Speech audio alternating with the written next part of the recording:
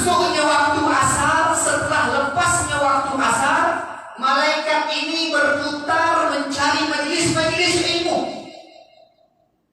Di sana majelis ilmu, di sini majelis ilmu, di sana majelis ilmu, di sini majelis ilmu.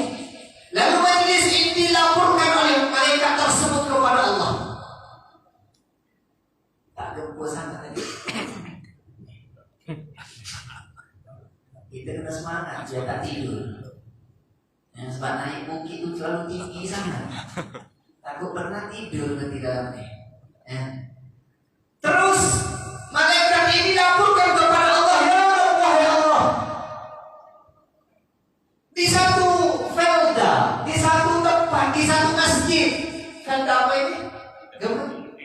Dementi. Di satu felda tersebut melakukan sholat berjamaah, beribadah kepadamu, sujud kepadamu, berzikir kepadamu. Lalu setelah mereka melakukan taat kepadamu, mereka melakukan majlis ilmu di dalam rumah Allah. Tidak ada tempat yang paling afdal di dunia ini illa masajiduha, melainkan rumah-rumah Allah Subhanahu wa ta'ala. Tidak ada tempat yang paling bagus fil ardh aw fis sama, di langit atau di bumi, illa masajiduha, melainkan rumah-rumah Allah. Subhanallah. Ya Rabb, di felda tersebut melakukan seperti ini, wahai Allah. Allah menyatakan, ishhadukum anni qad ghafartu lahum. Bersaksi para malaikat yang kamu kabarkan kepada malam itu, aku ampun dosa orang yang hadir pada majelis tersebut. Free je kita mari sholat berjemaah, duduk dengan majelis ilmu, tak minta doa kepada Allah, Allah ampun dosanya kerana berkatnya majelis ilmu. Lalu dikabarkan lagi, ya Allah, ada satu orang itu bukanlah datang majelis ilmu, hanya datang di situ untuk mencari kesalahan-kesalahan manusia yang ada dalam masjid tersebut. Bagaimana dengan mereka aku ampunkan dosanya kerana berkatnya majelis ilmu? Ya Rabb, wahai Allah, ada satu orang lagi, golongan tersebut datang di rumah kamu, ada majelis ilmu, datangnya untuk tidur kerana ada ekor di masjid. Ini saya tambahkan. Kerana ada asir, ada menyenangkan di dalam rumah Allah, aku nak tidur dalam rumah tersebut. Orang itu tidur dan dengan orang-orang tidur tersebut aku ampunkan dosanya karena berkatnya majelis ilmu. Di dalam kitab Riyadhus Shalihin, wahai Allah, ada suatu golongan ini bagaimana dengannya? Dia hanya di pinggir saja, datang tak datang sholat jemaah, tidak, dia hanya datang dengar musik. Dengan nyanyi aku ampunkan dosanya berkatnya majelis ilmu di kampung tersebut. Subhanallah, besar majelis ilmu ini. Saya di zaman ala umat, akan datang satu zaman bagi umat aku, masjid ini tidak bertambah dan tidak berkurang jemaahnya. Tidak bertambah dan tidak berkurang jemaahnya, tetap seperti itu. Semakin hari semakin dipuji oleh Allah. Allah muji bermacam-macam. Ad-dunya darul bala wal akhiratu darul jaza. Dunia ini tempat manusia dipuji oleh Allah. Ujian yang bertubi-tubi Allah uji manusia. Ad-dunya sijnul mu'min wal jannatul kafir wa jannatul kafir. Dunia ini adalah penjara bagi orang-orang yang bertakwa kepada Allah. Tak buat ini ada batasannya, tak buat ini ada batasannya, tak buat ini ada batas. Wal jannatul kafir, syurga bagi orang kafir. Bebas bagi mereka. Tidak berkurang dan tidak bertambah. Allah kasih ujian bermacam-macam ujian kepada kita. Akhir-akhir ini bala ujian begitu ramai, begitu banyak. Belum selesai ini, Allah kasih ketakutan umat manusia dunia ketika itu 2-3 tahun lepas. Datangnya satu penyakit, yahtazal gunung, hati manusia takut. Takut saja, masjid tak datang. Takut. Lepas andai kata dalam pikiran manusia ketika itu masjid Allah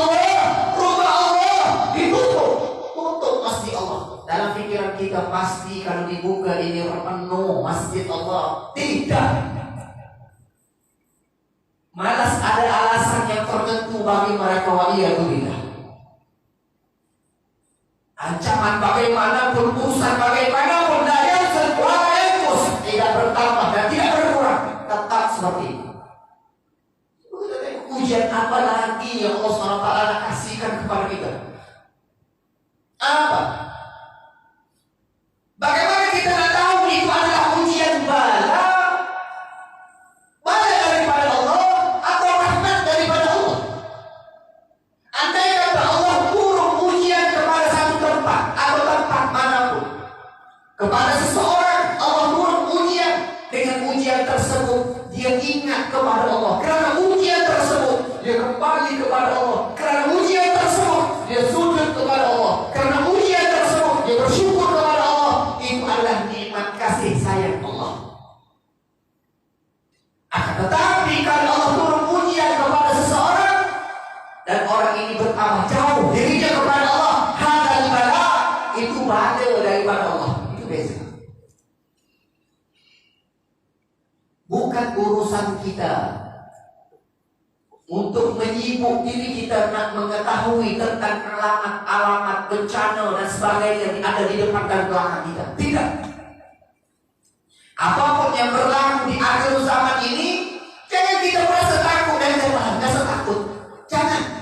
Di dalam hadis menyatakan andai kata kiamat sudah ada di depan mata kalian, kiamat sudah ada di depan mata kalian, pegang cangkul dan benih. Apabila lihat kiamat tersebut, kalian harus tetap gali tanah tersebut dan tanam benih tersebut. Jangan hirau dengan tersebut. Tujuan kita untuk mencari keridhaan Allah Subhanahu wa Ta'ala. Bukan selesai lagi nih wabah, kita lihat peperangan yang akan berlaku dan musnah dan segala-galanya akan lihat kembali kepada tidak berkurang dan tidak bertambah di rumah Allah Subhanahu wa Ta'ala. Beruntunglah manusia, kata hadis Nabi hadis, beruntunglah manusia. Andai kata kalau manusia Allah ridho kepada manusia tersebut, di mana Allah dorong kita di mana?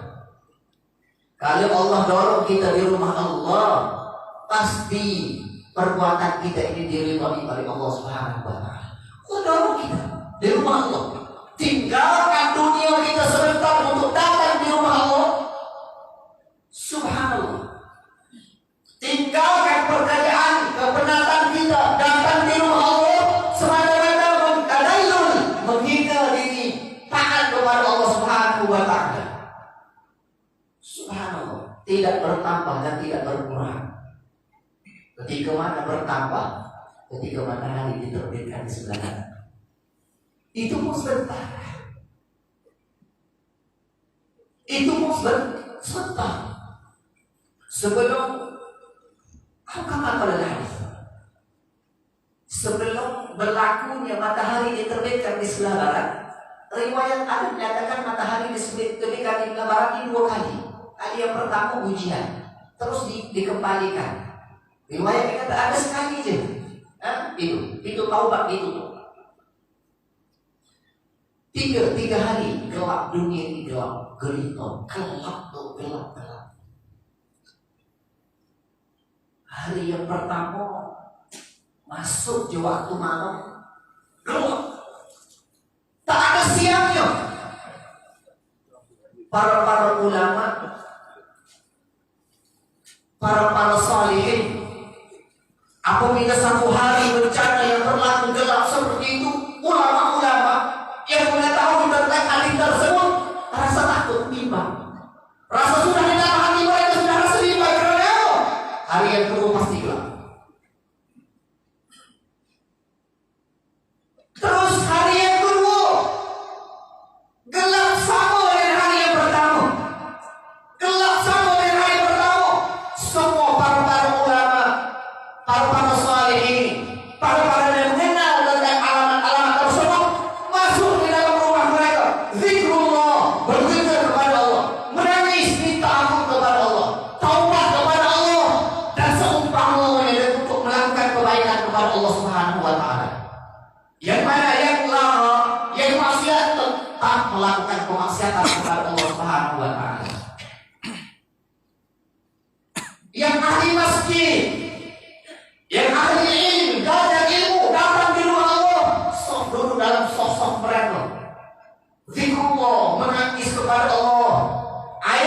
Ternyata yang pernah menangis di dunia karena yakhsha Allah, karena dia takut kepada Allah, dia tidak akan menangis di akhirat nanti. Semua aibul buka, semua pada hari tersebut orang semua menangis.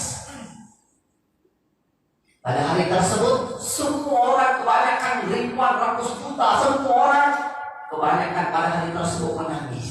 Hanya manusia yang pernah menangis di dunia karena yakhsha Allah, takut kepada Allah, orang ini tidak akan menangis di akhirat nanti.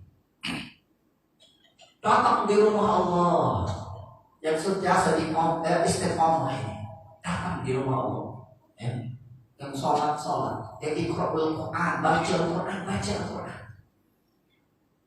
yang berzikirlah, yang sholatlah, dan seumpamanya. Subhanallah. Masuk hari yang ketiga, gelap sama dengan hari yang pertama dan yang kedua. Ya. Terus apabila seperti itu, an-nasu, manusia ini keluar daripada rumah mereka pada waktu subuh, melihat matahari ini terbit, semua keluar dari situ. Dan tengok hari yang keempat apa yang berlaku. Hari yang keempat ini apa yang berlaku pada hari keempat? Ternyata semua orang lihat di sini, ternyata matahari terbit di sebelah sini.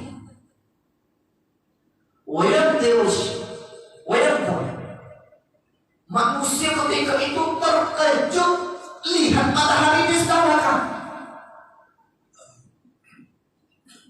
Fayanzur hadha syams, mereka lihat matahari tersebut kullu aminun, seolah-olah mereka tak beriman kepada Allah Subhanahu wa taala. Allahu Akbar, menangis ketika itu. Bila lihat matahari di sebelah sini tersebut, ada suara menyatakan pintu taubat sudah ditutup oleh Allah Subhanahu wa taala. Mereka lari ke rumah-rumah mereka, mengambil yang nak kasih sedekah, wa ya'khudh dhahabul ahmar. Mereka mengambil harta-harta mereka, emas mereka, mereka cari ketika itu untuk dikasih sedekah. Di mana tempatnya mau? Anak-anak muda, orang-orang yang melakukan kemaksiatan, orang yang tidak pernah datang di rumah Allah, mereka ini terbekas datang di rumah Allah. Fi aikulil bab, setiap pintu-pintu yang ada penuh manusia berbelok untuk datang di rumah Allah. Lalu orang yang ada di rumah Allah ini berpaling menyatakan, tujuan apa kamu datang di rumah Allah? Jemaah-jemaah yang baru ini menyatakan, aku nak sujud kepada Allah. Apa jawab orang dalam rumah Allah yang kita ada di rumah Allah tersebut? Alangkah kemarin kamu datang sujud kepada Allah, masih dari amalanmu diterima oleh Allah Subhanahu wa taala.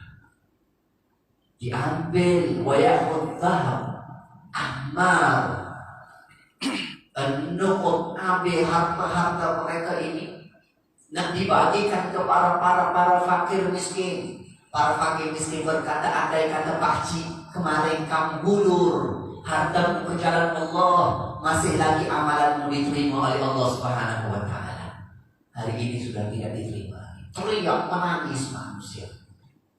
Terus berjalan seperti itu dan bertahu seperti itu, lama kembali lupa kepada Allah Subhanahu wa taala. Tapi kita senang kebiasaannya kita lupa kepada Allah. Tapi kita susah baru kita ingat kepada Allah Subhanahu wa taala. Kata ini baru ketimah. Ini baru ketimah baru ini. Maksud aja lagi ini. Sebab saya kena bagi tempo dalam buku masuk isyak atau gitu. Ada lagi di bawah. Baru ketimah baru ini. Masya Allah. Ya kan? Saya memang banyak. Ini kali pertama malah saya datang ke sini. Alhamdulillah, orang Masya Allah yang cuma tinggi. Tadi saya khawatir juga macam nak naik bukit. Ya, tinggi.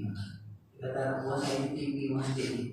Kalau tinggi biasanya orang sakit lutut minta datang. Ya, kalau sakit lutut minta datang. Tapi datang, Masya Allah. Subhanallah. Ya, kalau tinggi bagaimana pun kehendak, kalau kita mau di mana tempat kita sampai. Di mana tempat kita sampai bersyukur kepada Allah. Itu sifat manusia, bila tinggi di komen, bila rendah di komen, semua normal, sifat manusia seperti itu. Tapi alhamdulillah bersyukur.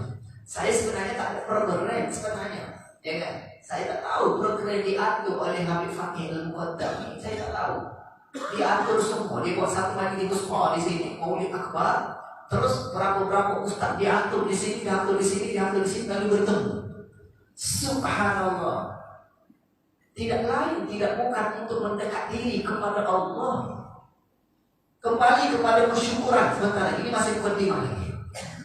Ya, tahajudnya dalam 5 menit kita bahas tentang tahajud. Ya kan? Seperti itu. Cuma saya ni orang lebu bukan jelbu, lebu ni maaf mengurusi mungkin bukan tegur ni. Dia kenal, ya kan? Mungkin dia salah info sebagainya, tapi terbaik kan? Ya kan? Saya orang lebu ni bentuk. Paham, bentuk paham. Seperti itu. Saya asal dari Klaten. Cuma belajar di luar banyak. Baru belajar di Indonesia sebagainya. Seperti itu. Itu dah ngaku guru saya. Betul dari Klaten. Saya nak mengajar bahasa segan. Seperti itu. Kata Allahu Akbar. Apabila Allah Subhanahu kasih nikmat yang besar, ingat syairnya Sayyidina Ali karramallahu wajhah. Ambil ikhtibar daripada syair tersebut di akhir zaman. Apa syairnya menyatakan waladanka ummuka ya ibna Adam raqiyan wan nasu hawlaka yadhakuna sururan. Fa'mal liyawmika an takuna idza bakaw fi yawmi mautika dhahikan masrura. Waladanka ummuka ya ibna Adam raqiyan. Apabila kita dilahirkan oleh orang tua kita keluar daripada perutnya dalam keadaan kita menangis. Wan nasu hawlaka yadhakuna sururan.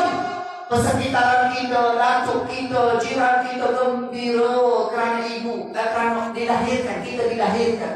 Gembiranya luar biasa. Fa'mal liyawmika an takuna idza bakaw. Berusahalah apabila kita meninggal nanti wajah kita gembira untuk bertemu dengan Allah. Persekitaran kita ini menangis karena kehilangan kita.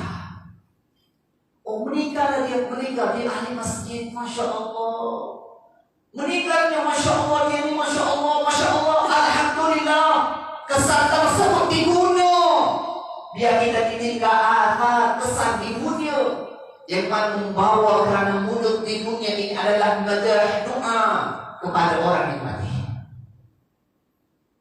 Bila kita meninggal nanti ada kesan-kesan yang baik, kata Sayyidina Ali. Kesan yang baik. Persekitaran kita ini sedih kerana kita hilang. Jangan kita hilang orang terlupakan.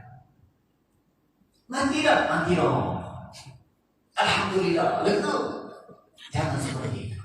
Ini bahaya. Berusaha seperti itu. Berusaha sebagaimana bersyukur yang Allah SWT kasihkan kepada umat manusia. Ada satu orang yang pada Allah pujinya tidak ada kedua tangannya dan tidak ada kedua kakinya, matanya buta, badannya terkena campak penyakit kusta, lumpuh, ada di pinggir-pinggir pasar. Setiap kali manusia yang lalu atau lewat di pasar tersebut disuapin kepadanya kerana dia tidak ada tangan, tidak ada kaki, badannya lumpuh, matanya buta. Setiap siapapun yang lewat di pasar tersebut disuapin makanan kepada orang tersebut. Setiap kali manusia suap makanan di mulutnya, dia menyatakan, Ya Rabb, Alhamdulillah, nikmatan azimah. Ya Allah, nikmat yang besar yang kamu kurniakan kepada aku, wahai Allah.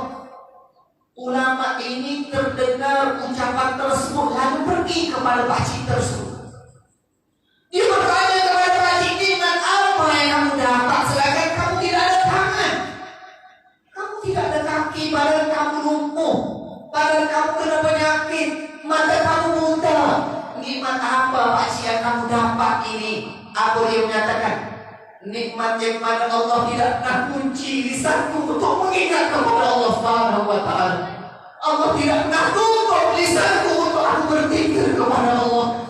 Allah tidak pernah kunci lisanku untuk ingat apa yang dia buat kepadaku. Subhanallah. Allah kasihkan kepada kita keseluruhan sihat Allah. Kita tak pernah minta kepada Allah untuk sihat di pagi hari besok. Allah sihatkan kita. Kita tidak pernah minta kepada Allah, Allah bukakan mata agar aku bisa duduk dengan anak istriku. Tapi Allah hidupkan kita pada pagi hari besok. Di mana rasa syukur kita kepada Allah Subhanahu wa Ta'ala? Di mana? Di mana perasaan kita apabila kita kembali kepada Allah Subhanahu wa Ta'ala? Kita tidak pernah minta. Kadang-kadang kita lupa, tapi Allah rahmatnya, Allah kasih sayangnya Allah tetap kasih kepada kita. Subhanallah. Ini satu pengajaran bagi kita. Selagi mana Allah Subhanahu wa Ta'ala kasih kesehatan, itu jangan kita lupa. Setiap hari kita berdoa kepada Allah, ya Allah, kasihlah kami sehat ya Allah, agar kami bisa buat tahan kepadamu ya Allah. Kata Imam Syafi'i, nikmat yang paling besar adalah nikmat Islam dan nikmat iman dan nikmat sihat. Allah Subhanahu wa Ta'ala kasih kesehatan kepada kita agar kita bisa buat ibadah kepada Allah. Ya Allah, panjangkan umurku agar aku kembali kepadamu ya Allah. Ini adalah peluang besar bagi kehidupan kita. Peluang yang begitu besar. Subhanallah. Nah, ini baru masuk tadi. Ya. Tidak ada kekuatan di akhir zaman melainkan lisan manusia rukun min dzikrillah. Tidak ada sesuatu yang membawa kebahagiaan, keistimewaan di padang mahsyar. Di akhirat nanti adalah lisan rukun min dzikrillah. Lisan yang sentiasa berzikir, menyebut perkara-perkara yang baik, berzikir kepada Allah Subhanahu wa Ta'ala, rukun basah untuk mengingat kepada Allah Subhanahu wa Ta'ala. Untuk menyelamatkan akhir zaman hendaklah kita sentiasa berselawat kepada Nabi Muhammad sallallahu alaihi wasallam. Tidak ada satu makhluk pun, tidak ada satu orang pun kecuali di padang mahsyar manusia ketika itu mutadallilin alaih, dalam keadaan ketakutan, dalam keadaan pendahsyatan, dalam keadaan perih, wa ummihi wa abihi wa sahibatihi wa banihi. Ketika itu orang yang kita cintai, anak yang kita tekuni ketika kecil, mereka tidak kenal siapa yang ada di sebelah kita pada hari tersebut. Orang tua yang sentiasa sayang kepada kita, pada hari tersebut tidak ada manusia yang bisa tolong kita. Sendiri-sendiri perjalanan yang begitu jauh menuju. Di dalam surah Yasin menyatakan, wa nufiqa fi suri fa idahum minal ajdasi ila rabbihim yansilun. Allah perintahkan kepada malaikat untuk siung sangkakala yang kedua kalinya. Nanti kita akan dibangunkan oleh Allah Subhanahu wa Ta'ala. Kita akan dibangkit setelah nanti Allah bangunkan kita. Maka dibangunkan kita nanti. Kita berjalan di mahsyar. Ketika itu dengan panas, dengan terik, dengan segala-galanya. Subhanallah. Tidak boleh digambarkan dengan fikiran manusia.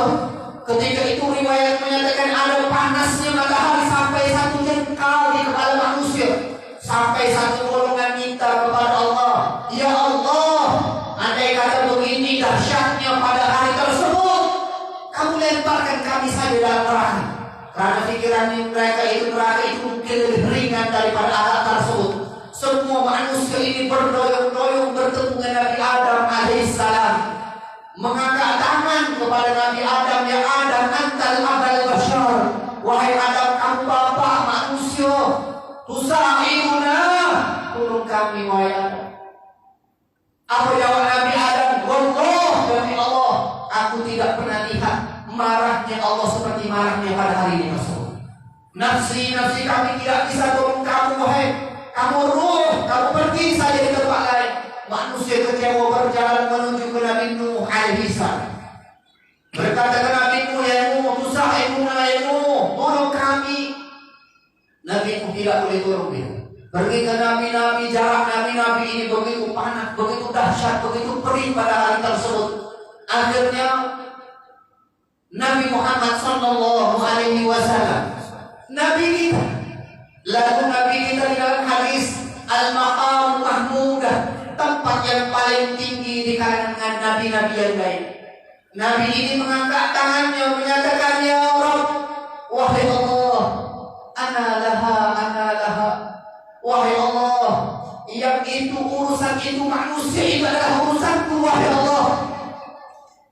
Lalu Nabi Muhammad sujud kepada Allah Subhanahu wa ta'ala. Allah menyatakan, ya Muhammad, irfa' aras, angkatkan kepalamu, wahai Muhammad. Apa yang kamu nak? Apa jawab Nabi Muhammad? Ya Allah, mempermudahkanlah urusan umatku, wahai Allah. Umat-umat yang lain cemburu karena umat lain diciptakan oleh Allah awal daripada kita. Akan tetapi pintu syurga dibuka, pengadilan dikira oleh umat Nabi Muhammad sallallahu alaihi wasallam. Coba kita bayangkan, kenapa membuatkan kita ini berat untuk berselawat kepada Nabi Muhammad sallallahu alaihi wasallam? Nabi Rahman, Nabi berkasih sayang, Nabi yang luar biasa, tidak pernah lupa kepada Allah untuk umatnya. Satu ketika Nabi Muhammad bangun sholat malam, Nabi Muhammad sujud dan Nabi Muhammad berdoa kepada Allah, dan Nabi Muhammad berdoa kepada istrinya bernama Aisyah. Ya Allah, kamu ampunkanlah Siti Aisyah, ya Allah. Kamu rahmatilah Siti Aisyah, ya Allah. Kamu kumpulkanlah Siti Aisyah bersamaku dalam syurga-Mu, ya Allah. Apabila seperti itu pagi hari besok, Siti Aisyah mukanya lihat luar biasa gembira, tidak boleh cakap. Kerana akhirnya pagi itu Nabi Muhammad bertanya kepada Siti Aisyah, ya Aisyah, pagi hari ini aku lihat wajahmu terlalu gembira. Apa yang menyebabkan kamu gembira, wahai Aisyah? Aisyah menyatakan, bagaimana aku tak gembira, ya Rasulullah? Bagaimana aku tidak gembira, wahai ya Rasulullah? Pagi tadi malam aku bangun daripada tidur. Aku lihat kamu sujud kepada Allah. Lisanmu yang tidak pernah melakukan kemaksiatan kepada Allah, berdoa di malam hari dalam sujudmu untuk aku. Pasti aku diselamatkan dan aku diampunkan oleh Allah Subhanahu wa ta'ala dosaku di sisi Allah Subhanahu wa ta'ala. Hakana Rasulullah tanya, sudah kata hakana menyebabkan kamu gembira? Dengan doa itu menyebabkan kamu gembira? Naam ya Rasulullah. Rasulullah tunduk. Rasulullah menyatakan, ya Aisyah, doa yang kamu dengar setiap doa yang kamu dengar pagi malam membuatkan kamu gembira, ya Aisyah. Wallah, demi Allah, aku tak pernah tinggal doa seperti itu untuk umatku di dalam sujud, wahai Aisyah. Subhanallah, tak pernah aku tinggal doa tersebut kepada umatku, Aisyah. Subhanallah. Khadijatul Kubra, istri Nabi, apabila Nabi pulang daripada dakwah, Siti Khadijah melihat wajahnya Nabi Muhammad sallallahu alaihi wasallam dicaci maki, dibaling batu dan seumpamanya. Tapi apabila manusia buat Nabi Muhammad sallallahu alaihi wasallam, apa Nabi Muhammad jawab? Apa Nabi Muhammad balas dengan penduduk-penduduk yang zalim yang memukul Nabi Muhammad? Ya Rabb, fa innahu la ya'lam. Dia tidak mengetahui, wahai Allah. Aku masih berharap lagi anak cucu mereka mengikutku. Rahmatnya, kasih sayang Rasulullah sallallahu alaihi wasallam datang daripada pulang, daripada dakwah, tidur di pangkuan Khadijatul Kubra. Siti Khadijah lihat wajahnya Nabi Muhammad, tak kuat. Lalu air mata Siti Khadijah ini menetes. Terkenal wajah yang paling mulia, wajahnya Nabi Muhammad sallallahu alaihi wasallam. Terbangun Nabi Muhammad. Nabi Muhammad bertanya kepada Siti Khadijah, Ya Khadijah, kenapa kamu menangis? Adakah kamu menyesal bersuamikan aku Muhammad? Dulu kamu hartawan, kamu dermawan, kamu terkenal dengan harta yang banyak. Apabila kamu bersuamikan aku Muhammad, habis. Riwayat menyatakan 83 tampalan. Salah satu tampalan dengan kulit kain kafan menutupi Khadijatul Kubra. Habis hartanya memperjuangkan agama Allah Subhanahu wa ta'ala. Ya Muhammad, ya Rasulullah, andai kata aku pergi duluan daripada wahai Muhammad, andai kata aku mati duluan daripada wahai Muhammad, jangan kamu lupa untuk tarik manusia ke jalan Allah. Andai kata kalau tidak ada rakit jabatan untuk kamu menjemberangi satu sungai untuk sampaikan manusia kepada Allah, kamu jangan lupa gali kuburku, ambil tulang gebulanku, buat rakit, sampaikan manusia kepada Allah. Itu perjuangan Khadijatul Kubra. Apa yang kita nak jawab ibu-ibu yang ada di belakang kalau kita bertemu Khadijatul Kubra? Apa yang kita nak jawab dengan Abu Bakar, Sayyidina Umar, Ali wa Uthman? Abu Bakar, Umar, Uthman, Ali memperjuangkan waktunya, tenaganya, semua di jalan Allah. Apabila kita bertemu dengannya, apa kita nak jawab di depan Allah Subhanahu wa ta'ala? Dan apa yang kita nak jawab dengan anak-anak yatim, sahabat mereka lepaskan ayah, mereka ibu, mereka memperjuangkan agama Allah Subhanahu wa ta'ala. Bagaimana keadaan kita? Subhanallah, itu perjuangan Nabi. Ada rahasia yang tertentu. Apabila di dalam masjid kita sentiasa berzikir kepada Allah, malam ini satu buat selawat yang besar di sana, hadirlah. Itu adalah benteng yang paling besar di dalam akhir zaman. Jangan apapun manusia, kalau ada manusia yang sakit, misteri dan seumpamanya, dia jangan lupa, jangan dia lupa sentiasa dia melakukan berselawat kepada Nabi Muhammad sallallahu alaihi wasallam. Hilang segala-galanya, hilang resah gelisah apabila lisannya sentiasa berselawat kepada Nabi Muhammad sallallahu alaihi wasallam. Itu perjuangan, banyak lagi perjuangan yang besar. Seperti mana Zaid Siddiqah yang mana baru mengikut Nabi Muhammad, orang kafir tahu Zaid Siddiqah ini mengikut jejaknya Nabi Muhammad sallallahu alaihi wasallam. Tahu. Lalu Zaid ini ditangkap, dikeroyok, dihentak. Riwayat menyatakan kulit Zaid ini disobek, diikat, diseksa oleh orang kafir. Lalu orang kafir bertanya kepada Zaid, ya Zaid, bagaimana? Andai kata hari ini aku bebaskanmu dengan anak istrimu, tapi tempatmu ini digantikan adalah Muhammad. Bila dengar seperti itu, sahabat ini terlalu cinta kepada Rasulullah. Dia mengatakan, Allah, demi Allah, aku tak rela satu sejenis duri pun terkena wajah atau kulitnya Nabi Muhammad sallallahu alaihi wasallam. Apa orang kafir? Orang kafir ini terkejut bila dengar semangatnya. Zaid Siddiqah menjawab, demi Allah, kamu bebaskan aku bermesra dengan anak istriku, sedangkan diganti tempat aku ini adalah Muhammad. Demi Allah, aku tidak. Apa orang kafir menyatakan, Allah, ma ra'aitu ahadan yuhibbu ahadan ka hubbi ashabi Muhammadan. Demi Allah, aku tidak pernah lihat satu anak buah mencintai rajanya seperti mana anak buah Muhammad mencintai Nabi Muhammad sallallahu alaihi wasallam. Di akhir zaman, yang mana kita tidak pernah bertemu dengan Nabi Muhammad, tidak pernah duduk bersama Nabi Muhammad 1444 tahun dahulu, Nabi Muhammad sudah cinta kepada kita. Nabi Muhammad sudah ingat kepada kita. Kita belum dijadikan oleh Allah, tetapi Nabi Muhammad sudah ingat dan sebut para sahabat, aku rindu untuk bertemu dengan orang yang tidak pernah lihatku.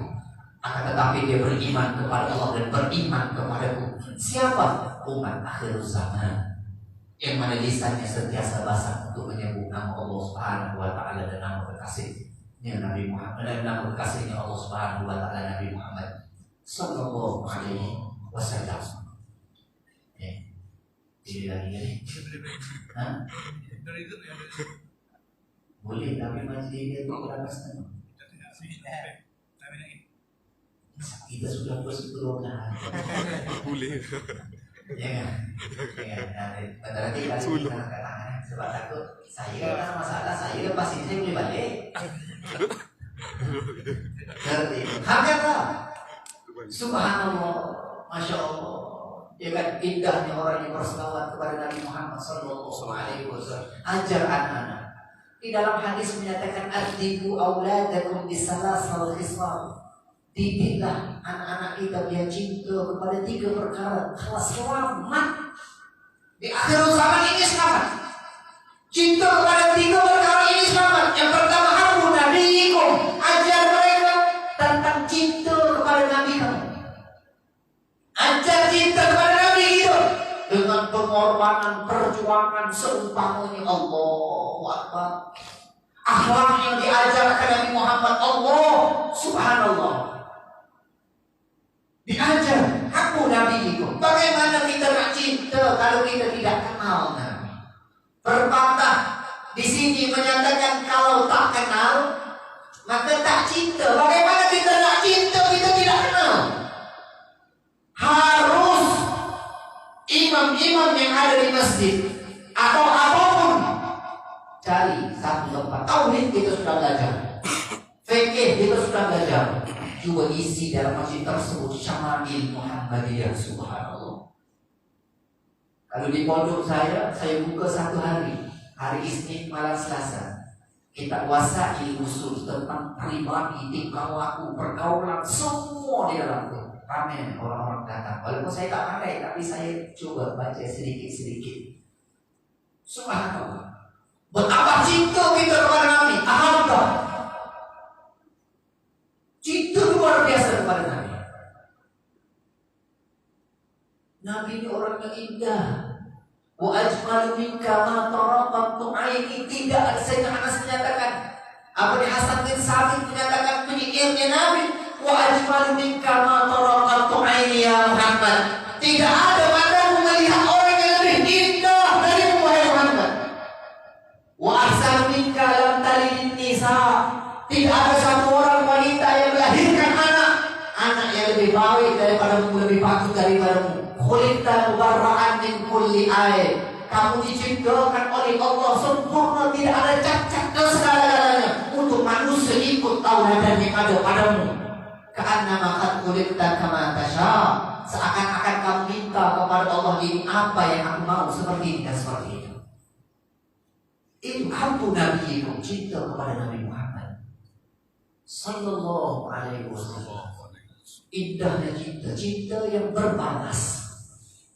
Dan cinta kepada Allah akan dibalas, cinta kepada Nabi Muhammad akan dibalas. Yang mana tidak ada orang yang bisa tolong kita pada hari tersebut, dia yang bisa tolong kita.